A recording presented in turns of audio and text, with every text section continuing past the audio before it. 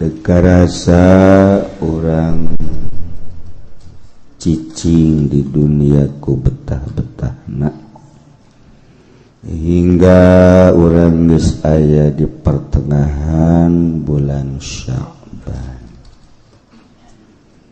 Tanggal 1 Sya'ban jatuh hari Selasa menurut hisab qat'i.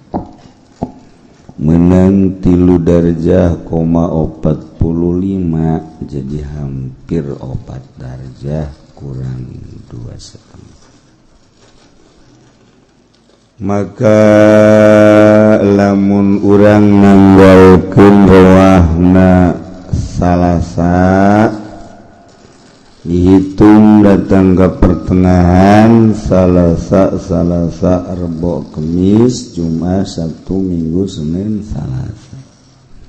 Jadi malam Salasa nisfu Sya'ban. Malam Salasa nisfu Sya'ban. Pertengahan di bulan Sya'ban pergantian buku. Setahun buku orang dicatat di jero berbagai catatan. Mingguan aya catatanana ke Karang Bolong ya. Jakarta aya, ke Bali aya, sare di masjid, di musola aya, di hotel aya, muludan aya, di bar aya. Kumplit pokokna mah sebab malaikat mah teu nyaona naon ditulis bae teu bisa disogok lain cara polisi. Tulis bae nya komoana bae urang ditulis. Nonton TV aya, SMS aya, geus kabeh araraya. Masyaallah ngabonceng si Mbak aya. Kabeh dicatet didinya. Aduh engke diangsongkeun di akhirat atuh moal bisa di lain-lain jakarasa ku urang ge jaheuy kamayaran-mayaran baso aya di dieu. Ya Allah.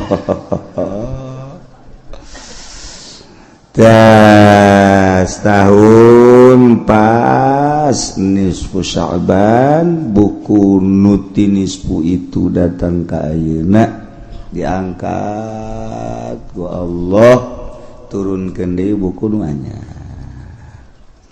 Pergantian buku mentak kajian geus tengah nama teu beres ge geus. Asal awal be jeung akhir. Jadi engke diperiksa ku malaikat awalna Yasin tungtungnya Yasin. Selamat guys. Asa awal aya Yasinan di akhir aya Yasinan di tengahna kudu kabar teu mungkin cek cenah.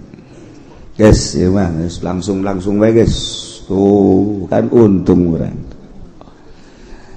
Jadi malam nisfu Sya'ban aya katangtuan nurutkeun ceuk ba'dul arifin jelema anu geus disingkapkeun hijab anu geus bisa nempo kana lelembutan nu ku urang teu kadeuleu nyana maka deuleu nu ku urang teu kadenge ku nyana maka denge mala ainun ra'at wala uzunun sami'at. Geus dederean manehanana dedengan manehanana geus kaditu bae nyana mah ka alam nu itu alam nu langgeng. Ai urang mah ka dieu mah di dieu bae sebab urang mah disebutna ge keur molor. Kanjeng Nabi an-nasun niamun manusia keur sarare. Fa idza matu intabahu ke hudang-hudang paeh. Kuari wakas. Jadi keur ngimpi kuari ngimpi jadi bupati, jadi gubernur. Nu ngimpi jadi lurah, nu ngimpi jadi kiai, pedagang, sudager keur ngarimpi. Barang maut mahudang jana. Gubernur Bupati Camat Lurah wajang ngimpi tamah gesan barang maut mantap bisa rajul pangjore-jorena jelemak anu intabaha ba'dal maut nu hudangna sabada maut pangjore-jorena jelema hudang-hudang kakarak maut hudang-hudang sabada dapat jore jasa. Jadi nu bagus wa kuari ya urang huda tempo ke alam barzah alam akhirat ya urang kuari keur gigisik ya kuari ngaranna ya cicing di majlis keur gigisik encan aya hudang mah kakarak gigisik haju kawudukan haju leuwih parah barang diuk di majlis lain hudang merongkol. Iya urang kuari keur gigisik karena kakarak dek hudang nempo ka alam itu. Nah, nisfu Sya'ban maca Yasin minimal 3 balik. Dibacana sabada salat maghrib memeh Aisyah di dia pergantian buku. Lamun bisa maca Yasin 3 balik perorangan di imah di mushola di masjid berjamaahkeun mangga kumaha ngeunana penting maca. Aduh cenah kiai kula mah teu bisa maca Yasin ya. Oh mun teu bisa maca surat Baqarah teu komo eta. Yasin ge nu batur bisa ieu henteu. Atuh koba surat Baqarah atuh kulhu salila maca Yasin bareng nya diukna ngan nyama maca qul huwallahu ahad Allahus samad sampai selesai. Kulhu ge cenah kula mah teu bisa aja parah aja berarti mah ya. Kulhu ge teu bisa ya. Aduh parah jasa. Lamun kulhu teu bisa lam yakunil ladzina kafaru. Anu normal gitu talar lam yakunil. Komonya nah lamun teu talar berarti macana Fatihah bae. Awas yang ngomong teu bisa teh bae. Geus pamustungan jelema teu bisa Fatihah acan. Watak dimasalahkeun kumaha lamun aya jelema teu bisa maca Fatihah acan salatna kan napiki mah cukup. Napiki mah teu cukup teu bisa maca Fatihah. Cik mazhab Syafi'i mah ganti ku babacaan nu sejen teu bisa babacaan nu sejen geus cicing sapanjang Fatihah itu Imam Syafi'i mah. Tapi Imam Malik mah lain terjemahkeun beda menang jadi cek di luar mazhab Syafi'i mah di luar mazhab Syafi'i mah mazhab Maliki mah Allahu Akbar dengan nama Allah yang maha pengasih lagi penyayang. Bismillah berarti kan itu. Alhamdulillahirabbil alamin segala puji bagi Tuhan seru sekalian alam. Budak gua gandeng-gandeng ieu macam. Loba jalan keluar pikir mah mantak teu kudu dipermasalahkeun. Cek ieu meunang cek ieu henteu cek ieu henteu cek ieu meunang teu kudu dimasalahkeun anu lain ijma' mujma' alaih. Nah iswatu hayu pada ibadah hakikat ibadah mah ja urang teh ruh awak masa kadar kurungna doang ngan sanajan bari jeung ruh salila kurungna normal tetep kudu dibawa teu bisa roh doang sia sarolat jah aing mah kadeureuk ku sia teu salat ya. Heueuh kunaon? Teu salat aing mah roh doang, aing mah di imah bae ngedeng sakeuna. Bener-bener hebat ki.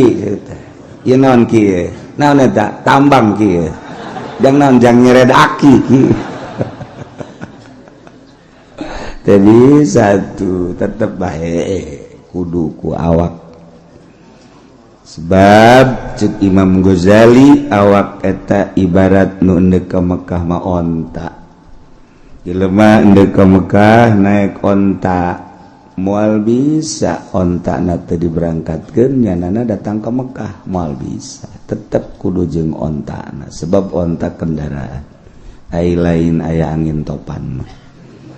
Nyana keur diuk di hareupkeun jalan cicing aya angin topan dibawa ka Mekah. Rajit bisa jana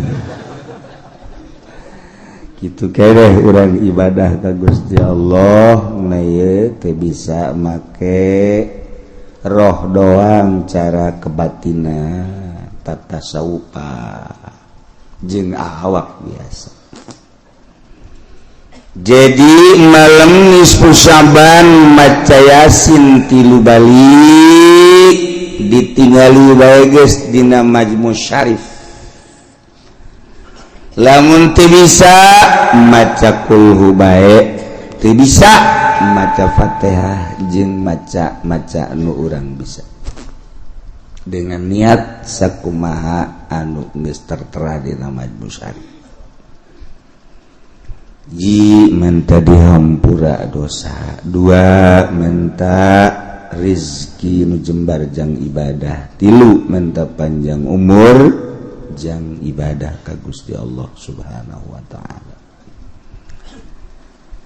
Aya salat dina nisfu Syaban, salat na khusus salat nisfu Syaban. Sabaraha rakaat kiai? 100 rakaat. Geus gideg ti heula. Boro 100 ada Jumat ge tilok yai. Komo dibere 100. Cuman sanajan aya salat nisfu Syaban lain paranti urang. Ieu mah kelas khawas. Kelas ba'dul arifin. Nyana geus nu salatna aya babacaan khusus, aya doa khusus, bahkan pakaianna ge khusus. Urang mah ulah. Tah asana senang diulahkeun teh. Senang kiai maning gitulah sageuna teh. Daripada diteken kita 100 rakaat maning diulah. Ieu mah andai kata di lembur lantaran loba pendatang-pendatang kuari ti seberang ti Jawa di berbagai daerah nu ngajakan salat nisfu Syaban ulah bid'ah hukumna. Ulah bae geus mun nyana ge mun bisa dilarang mun nyana teu bisa geus sabodoh. Urang mah ulah milu. Ulah bae geus aningan urang maca Yasin tas maca Yasin salat Isya tas salat Isya mun maca Quran mun zikir mun sholawat mun teu sare kubaca kieu mun pake nonton bola eta ulah deui bae sarua teh jeung salat ulah hukum dan salat jeung main bola akur beda geser saeutik salat mah bid'ah ieu main bola mah haram beda saeutik bid'ah ge haram-haram gane beda ngaran ulah sakali deui besi aya nu ngajakan salat boh kiai boh ustad sanajan kiai luhur ulah sebab eta mah fuqaha mah kabeh ngabid'ahkeun ulah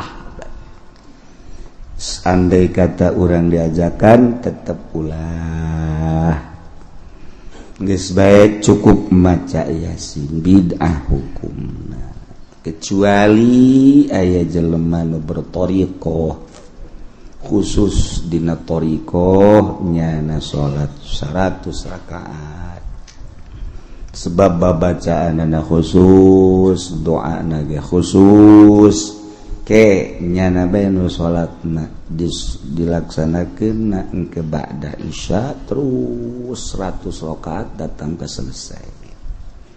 Geus urang masalahkeun ka nyana maning mere duit ka nyana. Ceuk salat ya ieu mah percaya geus kasih asa boga guru tah jeung amplopna. Gede barang di deuleu kertas terus.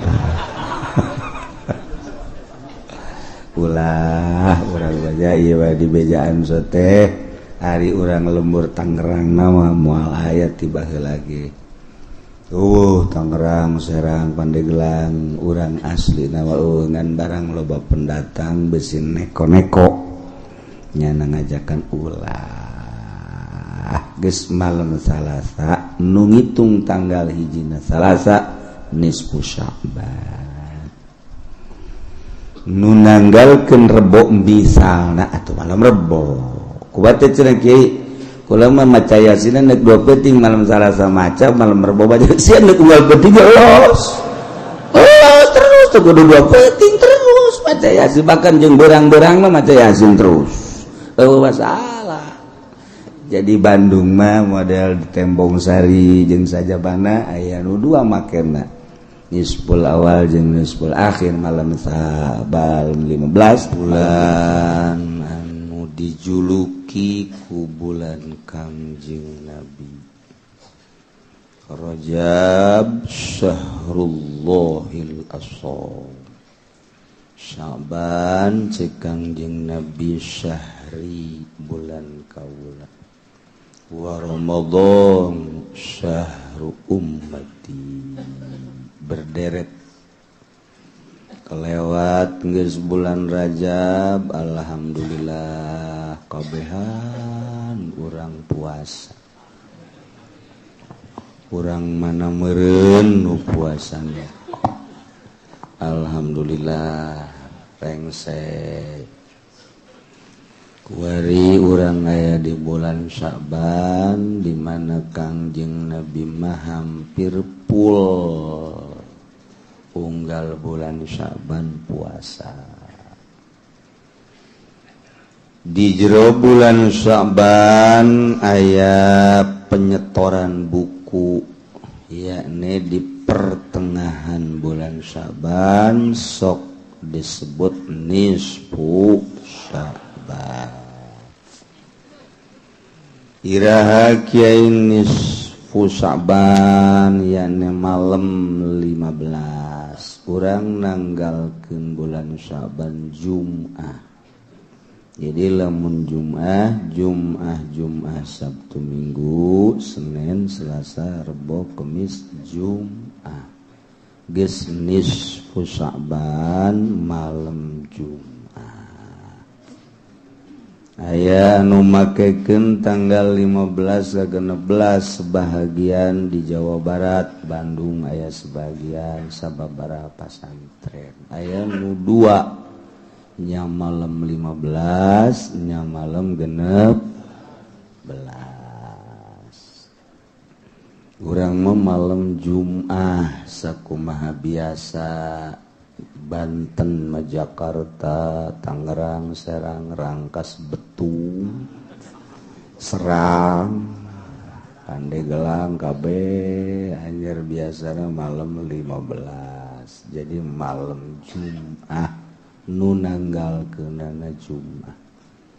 Bisi aya nu nanggalkeun lain Jum'ah mangga bae. Ieu mah keur carita hisab qot'i sulam malam Jum'ah lantaran nanggalkeunana Jum'ah.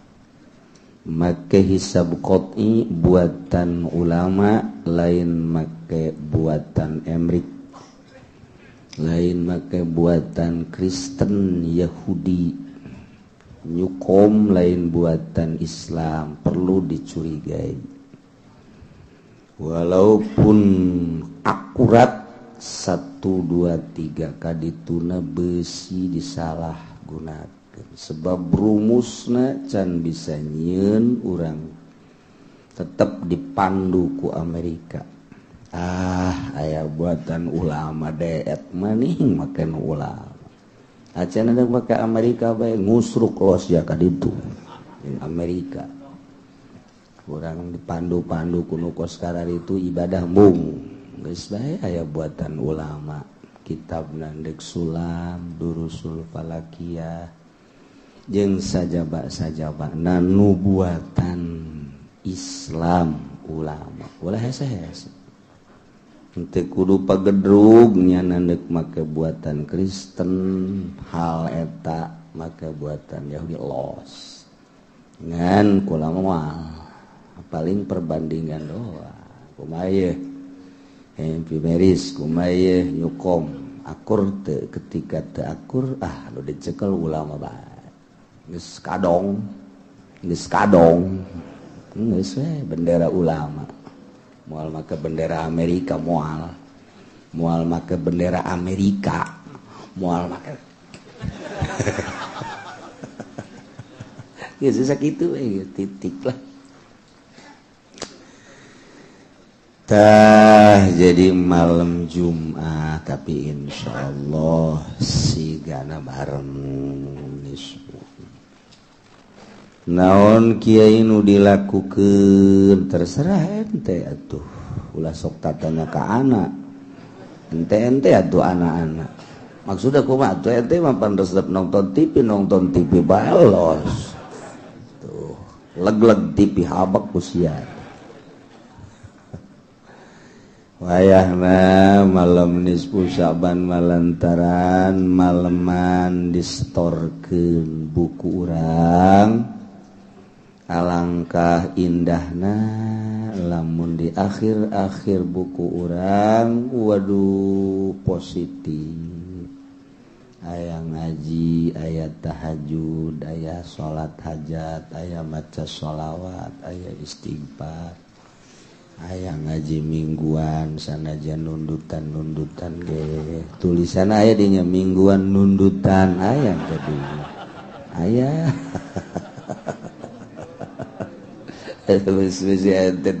isin sih ada ulah nundutan mending hes jadinya ya Allah kan nundutan setengah mending hes gitu. Nah jadi ketika diangsongkeun buku urang nu ayeuna diakhiri ku amal-amal hade turun ke buku urang nu anyar diwiwitan deui ku amal hade bagi nu sangat sederhana cukuplah ba'da maghrib maca yasin 3 bali yasin pertama minta dipanjangkeun umur jang ibadah ka Gusti yasin kedua minta dilobakeun rezeki jang ibadah ka Gusti yasin katilu minta dihampura sakabeh dosa yamhullahumma yasha'u wa yusbitu indahu ummul kitab nu leuwih ti eta aya salat nisfu Sa'ban teu loba 100 rakaat dibere duit mah 100.000 lah tapi tita sholat mah 100 rakaat kos gitulah wawat tekan orang berat ka dunia tetapi sanajan bagus hebat tetep bae ulah sambarangan di lembur urang besi aya nu ngajak-ngajak salat nisfu Sa'ban cara di Bandung model di pesantren Cilember ulah orang bagi kelas-kelas urang tetep bid'ah besi aya di kelompok mana bae di masjid di mushola ulah besak kali ulah titik ngomong ulah ngagorengkeun kanyana milu ulah lantaran eta mah perlu aya khususiat cara-cara tertentu make perjalanan khusus cukup baik sa kecamatan nunyaho saurang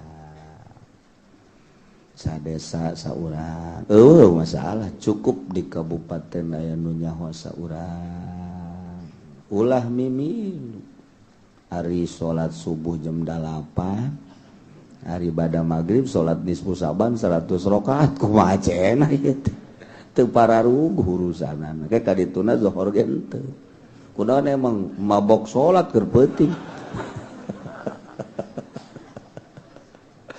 ta eta ulah jeung urang dibere salat 100 rakaat ba'da maghrib malam nisfu Sya'ban andai kata dipaksakeun kuat nama ngan isuk sing jarwik nguik naon eta ieu mau jamaah cenah ka mana ka usada insani kunaon ieu mabok salat keur peuting ra ringsek ulah kuat teu kuat tetep ulah lantaran bid'ah bagi pelaksana syariat ulah aya khusus eta bagi nu khusus geus teu meunang ngajak mangga bae sorangan boga kaifiat ti guruna nu perjalanan khusus mangga bae sebab bacaanana khusus salatna khusus make baju da ge teu meunang make baju nu biasa kudu make baju putih-putih berarti khususiat eta mah ayalah cara-cara tertentu ieu mah ngabejaan lantaran oba perumahan ayeuna macem-macem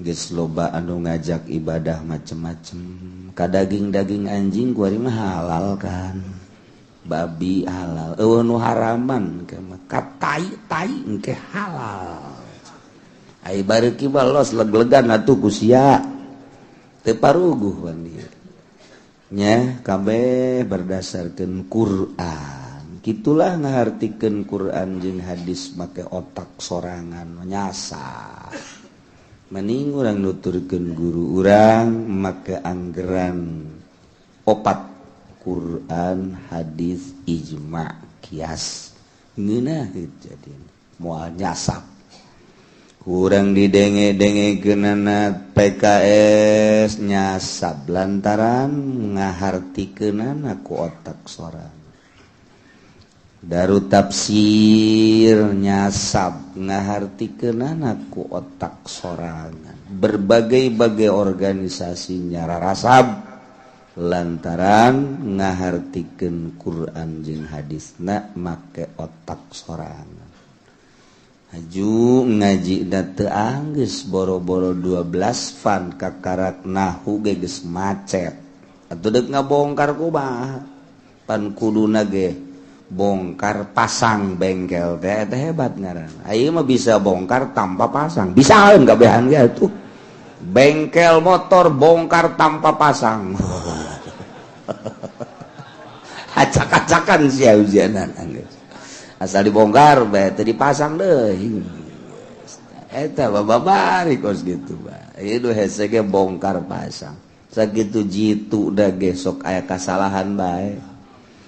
Komo ieu mah rek nyaritakeun hukum nu hukumna lain hukum urang hukum Allah dipusang dipasangkeun make cara ilmu adab ilmu alat berbagai kaidah ngaji henteu deuk ngabongkar Quran beuh antak nyasab geus bae tuturkeun nu ahlina nuturkeun kangjeng teu aya nuturkeun sahabat teu aya nuturkeun tabi'in di zaman etalah mulai dikemas lantaran hariwang di akhirna engke bener bae cacak eueuh Imam Syafi'i nu ngaijtihad eueuh Imam Malik nu ngaijtihad Imam Hanafi, Imam Hambali. Wallahu a'lam peradaban Islam kuari kumaha meureun bentuk. Apakah orang kudu kadinya baik ka mazhab nu opat? Kudu bagi nu teu mampu mah. Bagi nu mampu ijtihad ulah. Ku pinter-pinterna orang ijtihad sorangan, mangga bae kuari ge dibuka keneh pintu ijtihad teh. Datang ka kiamat pintu ijtihad dibuka. Amun ente mampu mah hayu coba. Ngan geus deuk lumpat ka mana? Ijtihad urang moal kaluar ti mazhab nu opat. Mun teu ka Syafi'i, Maliki, mun teu ka Maliki, Hanafi, mun teu ka Hanafi, Hambali, pasti nyider di dinya deuk ijtihad ka mana bae ge. Sebab baheula ge lain opat aya 10, turun 9, turun 7, turun nu mudawan tetep opat. Imam Ghazali bae ge geus guer mudawan, Sufyan Tsuri geus guer mudawan, dan lain-lain sebagainya guer mudawan teh bisa dipertanggungjawabkeun untuk umum. Nu opat ieulah anu mudawan. Besi aya nu deuk ijtihad silahkan. Teu kudu jeung Imam Syafi'i jeung santri bae ge diadukeun coba ge. Ulah ngajina masakna heula masak. Ngadu masakna heula. Moal kuateun ka santri mah. Aya ngaji macan pugu bisaeun santri ge. Tutu marah rondok wal bisa. Aya ilmu sorof, aya ilmu nahu. Lamun musorof doang tanpa ilmu nahu moal becus maca kitab. As-sorfu ummul ulum wa nahu abuha. Sorof indungna ilmu, nahu bapakna. Aya indungna doang, eueuh bapaan. Wah bonteng korban. Ujianana. Kitu kene aya bapa doang eueuh indung atuh ujianna teu meunang manggih telak-telak. Hendak diadukeun nahu jeung sorof bisalah maca. Geus bisa maca urang bakal nganyahokeun leuwih jauh apakah ieu kuliah apa juz'iyah mantek. Saenggeus da kitu kanyahoan ku urang ieu umum jeung khususna mun urang deuk notor kana bahasa usul fikih. Lamun ieu mufrad mu'arrab yufidul umum. Lamun ieu kapiheulaan ku lakin kumaha, mun kapiheulaan ku bal kumaha, mun aya ila kumaha, lamun aya kulama kumaha. Ciri-ciri bahasa di usul fikih geus dijelaskeun. Jang notor hukum.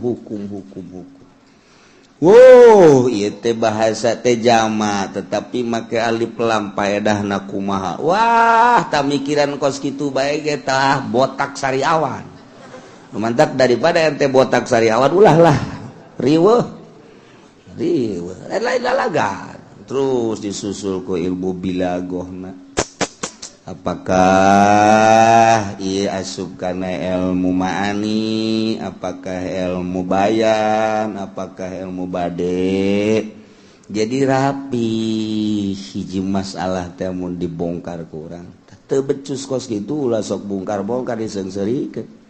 Maca bismillah puluh ya peleye deuk ngabongkar Quran. Didengekeun age urang mun ngadenge camat maca salam muringkak bulu. Bupati maca salam, maca khutbah, orang muringkak bulu, gubernur pejabat bae asal pejabat bae orang, atawa jelema teu masantren aju maca khutbah orang muringkak bulu, pan muringkak bulu mah jurig berarti kan, jurig atuh orang mun liwat ka kuburan kan muringkak bulu, jurig berarti di dinya. Nah ieu ge lamun aya pejabat atawa saha nu teu mondok maca khutbah orang muringkak bulu, aya jurigan berarti. Macana pulih orang sok aduh si budak hayangeun berarti ngan teu bisa ngan teu belajar ngomong-ngomong hukum tajong kos kitu mah talian haba kos kitu ieu gantung di tanggal caringin tuh sakalian jeung golkar-golkarna eta Indonesia mayoritas Islam tapi urang mun ngadenge terutama pejabat lain sakali lah salamna khutbahna kok teu daek ngabebener sih nyana. Didengekeun ku santri mapan aduh hayang di santri teh garetek gadenya. Ya minimal getek lah kadanan ku muringkak bulu mah lah. Muringkak bulu nu handap onam tah mah. lain deui tapi muringkak bulu punduk mah kuntilanak eta entak lamun aya DPR pidato urang geus muringkak bulu aduh naon aya jurigan bah bacaanana Masya Allah dikahareupeun nu ngadengekeunna kiai santri ahli-ahli qiraat boh sajujana nyaritakeun hukum puyeng aing mah mantak nyana tilok nyaritakeun hukum nyaritakeun korupsi alhamdulillah bulan kamari korupsi optimal acak-acakan di negara tah jadi urang balikan deui urang malam Jumat babarengan teu saha kabehan urang minta pangampura ka Gusti Allah Subhanahu wa taala nu bagus mah sabada magrib geus ulah umang omongna naon deui langsung paring kadar leumpah cenah bacana dek di berjamaahkeun di masjid mangga di mushola mangga dek di imah bae jeung pamajikan mangga dek sorangan bae cenah ieu pet bae lalaunan macana ulah gancang-gancang bismillahirrahmanirrahim yasin wal qur'anil hakim innaka laminal mursalin cek pabajika ada sorak haji ke mana eta paling geus teu beres nyaho-nyaho subuh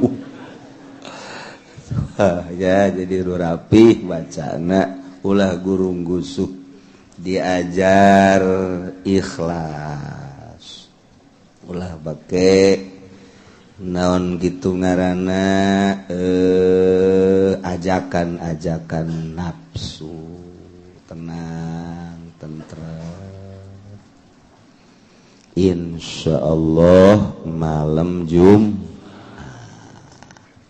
asal geus nisfu bae pan ngaji tinggal sabaraha minggu deui ka dituna libur bun nikmat jasa geudaheun di akhir ke orang di bulan Ramadan aya pemilihan presiden tadi hanjakalkeun ku kula mah mun musyawarah mah harita moal ulah di bulan Ramadan kararagok lantaran bulan Ramadan mah bulan suci sok ngeunaheun urang ibadah maca Quran maca sholawat terutama ibadah teu babacaan bari meuremkeun mata ngeunah reup beta subuh teh hudang-hudang zuhur salat reup deui hudang asar salat deui reup hudang magrib cak pamajikanna aing mah puasa kos kitu mah sataun ge kuat amat sapira es doang tetapi memang kos gitu daripada orang bentak haju umang omong dula deuleu maning hees indah jasa ganjaran nu paling gede mah ngajaga mata urang mun bentak teu bisa ngajaga tuh maning hees mentak gedean keneh hees ibadah bulan Ramadan jeung bulan-bulan lain dibandingkeun jeung bentak sebab bentak sakali bentak susu kadeuleu Masya Allah ping-ping kadeuleu Aiper bapak orang aman tuh ya mau dibanding kadinya mah mendingan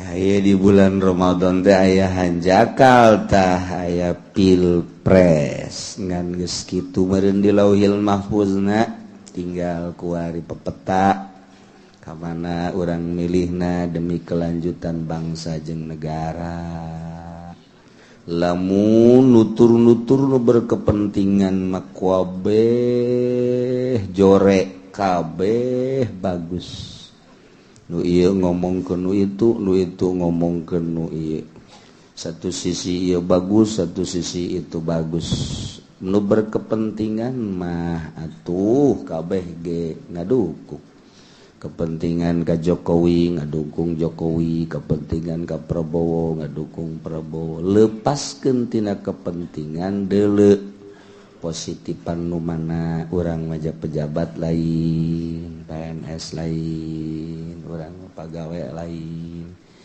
batu karyawan lain. Andai kata jadi karyawan jadi pagawe, lepaskeun tina kepentingan deuleu untuk kelanjutanana. Positifan nu mana sebab sekali kesalahan urang bakal cilaka na loba jasa. Jadi untuk menentukan ieu mah negarana demokrasi, urang nu milih tetep bae kudu aya kan presiden, kudu aya pamimpin walaupun kukumat tetep kudu aya urang nu milih. Jang kelangsungan lempang nain negara anulir teu beda jeung parah saha nu dijadikeun supirna nahodana urang lah nu nentukeun sebab urang muatanana di jero na urang tah mantak hati-hati terserah cenah kula badek nuturkeun kiai we bohong eta bohong ngomong kos kitu teh bohong. Nyamun cenah kumaha kiai we lah dihitutan saya ku aing. Bong, ya kabeh geus baroga pilihan tah mah ngusrukeun kiai tah pokos gitu. Ketika diajak waktu tetep boro-boro deuk diajak pilpres, deuk diajak make kitab ge nu asli tetep bae anu boga kepentingan nu ka ditu bae. Cirina kos gitu bae teu komo ieu. Badak aing ngajak moal. Teu akur disintreuk saya ku aing. Gitu kan.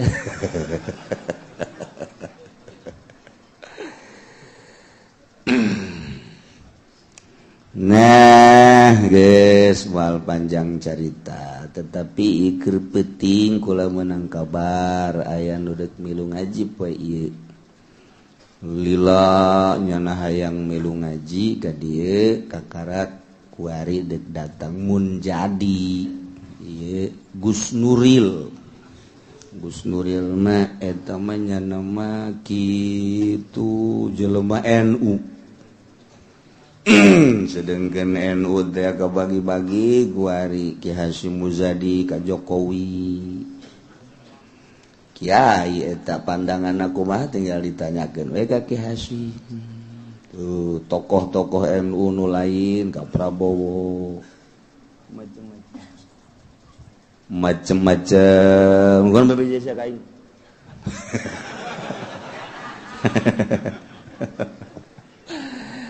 tuh ya geus macem-macem tinggal orang nonton bae sebab kabeh ge berkepentingan nu aya di organisasi mah kabeh berkepentingan lamun lepas tidak kepentingan mantep kakarake tetapi tetep disebut ta'assub kepentingan leuwih tinggi tibatan hak ieu nu salah aju kuari mah organisasi embunga hiji dina berjuang Islam NU embunga hiji jeung Muhammadiyah embunga hiji jeung NU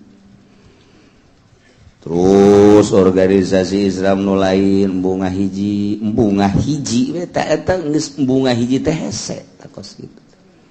Mentak urang geus lepas tinu kos kararitu urang mangahiji di Al-Qur'anul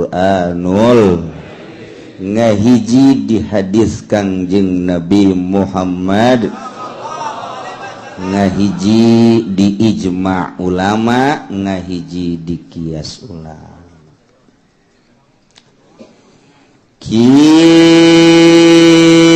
diomongkeun in arkabahum alwaliyu ta'alaqa bihi doman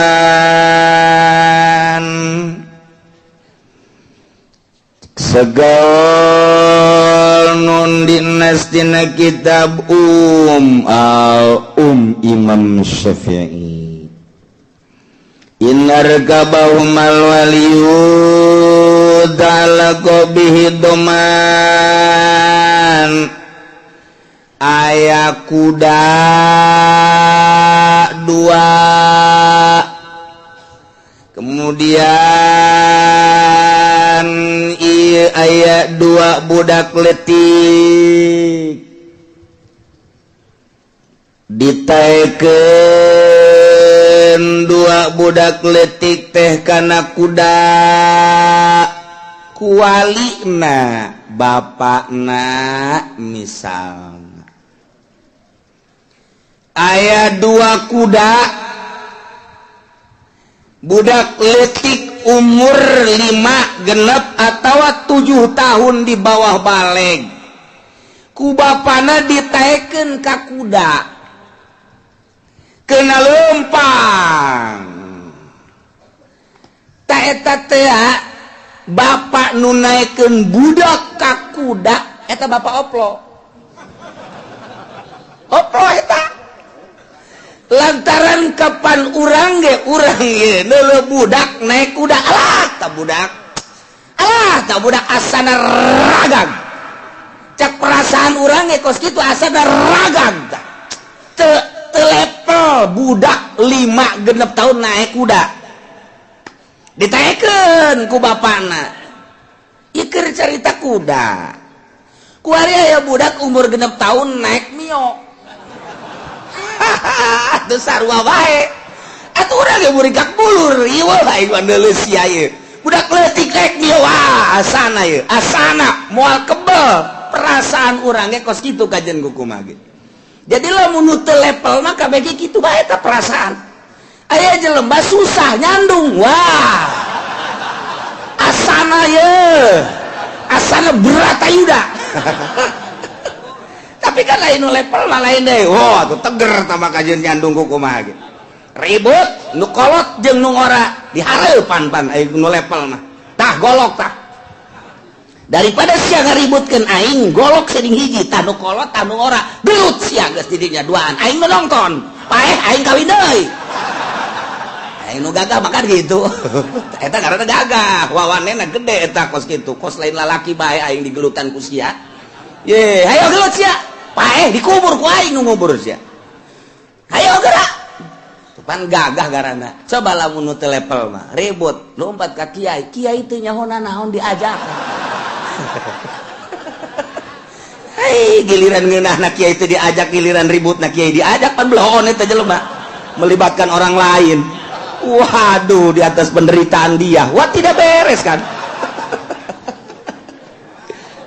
eta mun lain level mah kitu kabeh ge nah ieu ge sebuah negara ketika aya calon presiden neuk muncul asana negara aing acak-acakan dicekel ku si eta asana acak-acakan negara aing urang boga perasaan sorangan karena urang cinta ibu pertiwi cinta bangsa cinta negara leuwih cinta agama ketika aya nu muncul urang selalu kumaha agamana urang mah kitu bae kumaha si agamana eta sih agamana teh apa Korea apa agama si Thailand sih apa ga Emrik ya agamana teh yeuh tuh kan urang ge sarua asana riweuh ieu wah negara urang nah ketika teu level kos kitu bae kajen kumaha ge nah ieu ketika budak kualina ditaekeun ka kuda hajunya lah berangkat koplak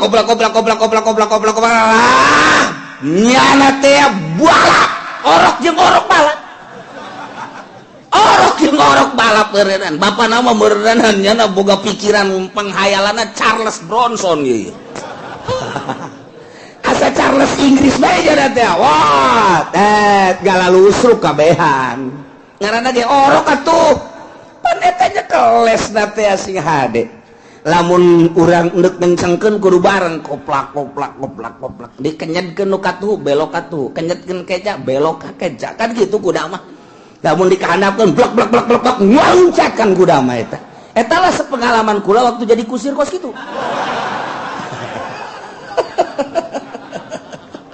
atuh aya aturan-aturan lama nah ieu budak teh nyaho kumaha ngenyedkeunana dan lain sebagainya gosok pae kabeh nu katempuhan saha in arkabahumal waliyu mun budak leutik ditaekeun ku bapakna atawa walina saha bae ka eta kuda gosok pae ta'allaqa bihid doman nu katempuhan bapakna atuh teu puguh teu kaharu ieu urang kuar ieu dek pilih calon presiden asana iya wah silakan negara urang nu katempuan sia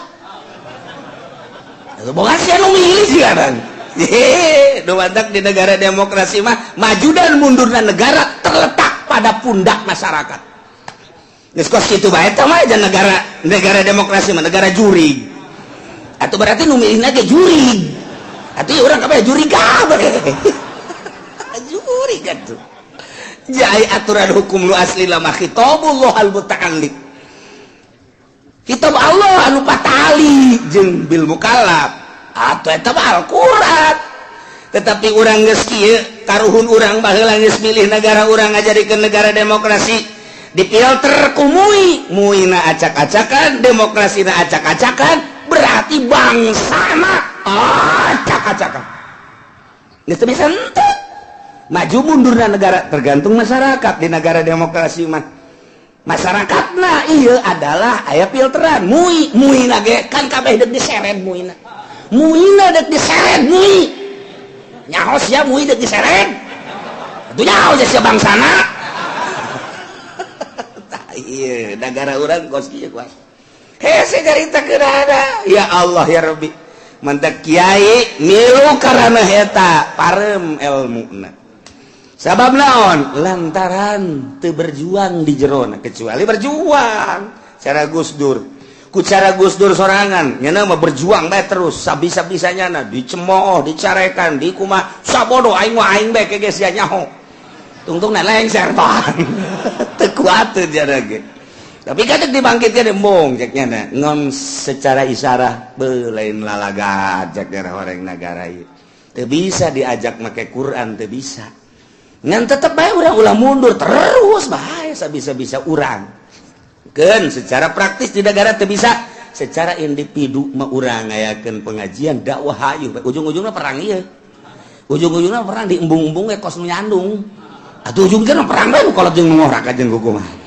tah urang mun nyarita nu nyandung teh kos anu ngomong bloon cek salakina teh aing mah aya kapanggih jeung nu kolot muringkak bulu cek berarti kuntilanak kan nu kolot eta iya aya kapanggih jeung nu ngora aya kapanggih jeung nu ngomong muringkak nu handap sial sia mah nu mantap mung kapanggih jeung nu kolot muringkak bulu cek aing aduh mun teh diomong kok koprak layla in arkabahu mal waliu ta'allaqa bihi doman bapana nu katempuhan teu nya ya Allah kitu keneh nu edan di negara lamun memang make negara Islam nu edan ieu dialokasikan diurus dan nu edan ge manusia adapun eta manehanana edan lain hayangnya napaan lantaran otakna leutik muatanna loba edan loba teuing muatan jadi melebihi kapasitas lain budak sakola jurusan ke politiknya nah mikiran politik ya edan kos kiai nu ka Golkar edan ngaranna atuh teh edan kumaha nu kuduna mamawa kitab riyad takrib kuari nyana mimilu kampanye hidup Golkar edan ngaranna nu kos gitu kan dapat di bawah sadar edan ge ieu mah edan beneran lantaran loba teuing muatanna di otak teu muat mungkin politik mungkin ekonomi mungkin budaya mungkin bae asmara wah parah lamun geus asmara datang ke robah otak parah jasa atuh kos eueuh deui cewek bae masyaallah datang ka edan ngaedanan itil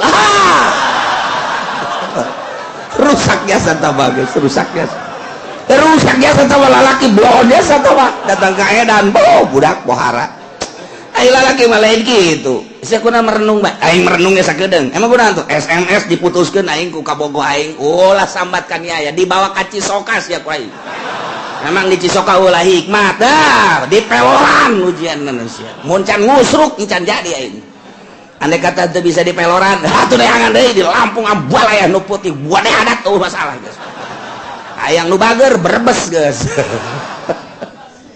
nah ngaranna gede wawanen lah tuh sabira awewe eta lalaki nu kos kitu ngaranna aya pleran berarti kan tapi lamun geus dak merenung dahar henteu nginum henteu wah geus mulai hees kurang ya si kuana aduh aing diputuskeun atuh putus cinta mah cinta aja lo make nu sejen di dunia tidak ada duanya kecuali dia ya sama budak blon-blon teuing teh sih masyaallah ini deuleu nyungir-nyungir acan gitu boga wawanen nu geus ulah kitu lah lagi mah biasa we nah ieu mah cerita di negara teh kudu diurusan nu edan mantap kula teh cita-cita mun jadi bupati deuk urusan nu edan aya balaya kan di kota nu edan teu make calana lamun lalaki olam eta nu awewe teu make calana ya Allah ya Rabbi masyaallah ini sepanjang Tangerang bae Serang Ambalaya di Serang loba jasa di Jakarta nu aredan loba jasa mantak naon sih itu satu lembaga untuk mengunci tentang orang-orang gila kirain kan nu edan teh lobana haju jelema susah nyana teh pada kagrogol biayana kan gede satu kali suntikan urusan gila mah naon ke sarap mah mahal diurus kubaha teh diurus kubaha boro-boro ngurusnya kan dahar ge hese sedangkan eta teh kapan mungkin bapak mungkin uwa mungkin mamang mungkin anak kadang salaki neuk kumaha coba eta kan tanggung jawab negara nu kos kitu tah ieu bupati mana nu ngurusan nu edan mun jahe mah diurus ku nyana andai kata aya walina naikeun jelema edan ka kuda kamio ka kendaraan kemudian ngaranna ngedu edan edu edan mah beureunanan nu kudu direm dijempingkeun kan edan ngaranna ge atuh anu kudu dijempingkeun direm mah edan ngaranna ge eta mah kos urang nungtun ngebejaan anu edan anu buta teh anu buta oh sinu ka mana ini kelempang aya geus wae dituduhkeun ya awas aya naon lujak jalan cai pada naon lujak jana naon pada teh boleh teh jelema kalau nu edan atuh nu buta mah ngaluncat pan harenggosan pada naon giliran bae tembok aya lempang lurus be lurus wah betuk ngagag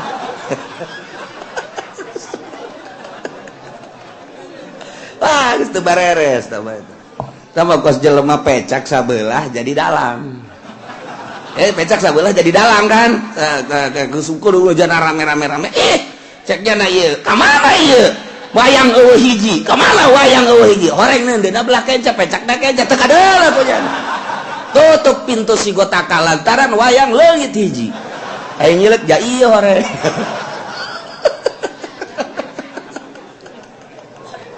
batak jadi dalang jadi pamimpin nu tegap atuh sosok dan nu tegap wawasan dan nu mantap sebab kelanjutan bangsa negara terletak pada pundak seseorang nu kurang dipilih nah iya nu edan ditaikeun ke mobil ka kuda gobros anu katempuan nu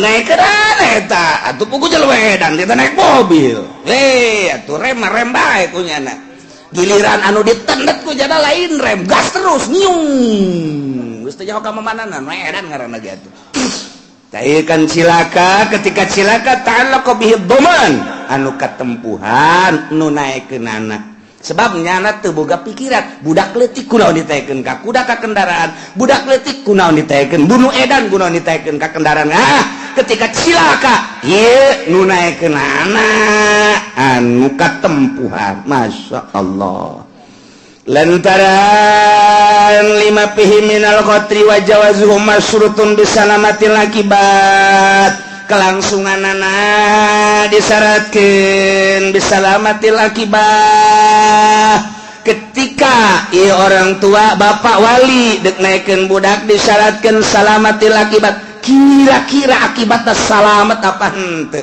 ungkulan apa henteu kitu bae sih ungkulan apa henteu sih mun kira-kira ungkulan takarak lamun teu ungkulan cilaka budak letik bate ungkulan ditaikeun ka kuda, budak letik teu ungkulan naik motor sorangan, budak letik teu ungkulan kudu nyupiran sorangan. Ketika ditaikeun berangkat cilaka nu naikeun anak walaupun walida bapana anu keur tempuhan. Kitulah ungkulan apa henteu ieu nya ditaikeun ka satu kendaraan. Komo organisasi mah nu mantap dipilih nu patut nyekel organisasi sebagai ketua saha. Lantaran iya kemajuan je kemunduran anak terletak pada pundak seseorang anu terpilih. Sekali cilaka bahayana gede jasa kapan. Iyalah dipasrahkan ka urang sing hade. Iya in arkabahumal waliyu ta'allaqa bihi doman. Lantaran wajawazuhu masyutun bisalamatil akibah. Mantap perlu kurang dikaji heula untuk keselamatan budak, keselamatan nu edan, keselamatan lingkungan, keselamatan kitu mau bangsa jeung negara. Untuk keselamatan anak kudu pembahasan anu luar biasa supaya ulah ngusruk mun geus ngusruk katempuhan.